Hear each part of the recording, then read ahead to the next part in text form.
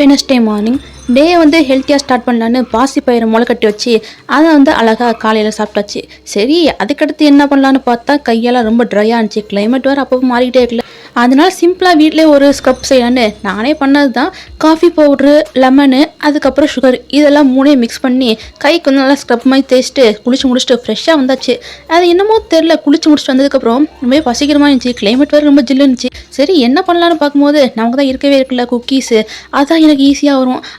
அதனால் நான் என்ன பண்ணேன்னா ஃபஸ்ட்டு வந்து பட்ரு, அதுக்கப்புறம் வந்து பொடியாக்கி வச்ச சுகரு, அதுக்கப்புறம் மைதா, கொஞ்சோண்டு சால்ட்டு நல்லா மிக்ஸ் பண்ணி சரி நம்ம குக்கி கட்டரை வச்சு கட் பண்ணலான்னு பார்த்தா ரொம்ப நேரம் எடுக்குது. சரி, நமக்கு தெரிஞ்ச மாதிரி பண்ணலான்னு கொஞ்சம் கொஞ்சமாக குட்டி குட்டியாக வச்சு அதை ஓவன்லாம் வச்சு ஆனால் எனக்கு ஓவன் வந்து எப்படி ஆப்ரேட் பண்ணணும்னு தெரியாது. இதான் ஃபஸ்ட் டைம் பண்ணுறேன். சரி, அவுட்புட் எப்படி வரும்னு பார்க்கலான்னு நானும் ரொம்ப நேரமாக வெயிட் பண்ணிக்கிட்டேன். பரவாயில்ல, ரொம்ப ஆகான்னு சொல்ல முடியாட்டியும் நல்லா அழகாக தான் இருந்துச்சு. உள்ளக்க பார்க்கணுமே செம கிறிஸ்பியாக இருந்துச்சு. நானாக பண்ணேன்னு எனக்கே ஆச்சரியமாக போச்சு. இத்தனைக்கு நான் இது வந்து ஃபஸ்ட் டைம் தான் பண்ணேன். பார்க்கவே ரொம்ப அழகாக இருக்குல்ல. சரி, உங்களுக்கு பார்க்க எப்படி தோணுதுன்னு மறக்காம கீழே உள்ள கமெண்ட் செக்ஷனில் வந்து கமெண்ட் பண்ணிடுங்க. தேங்க்யூ.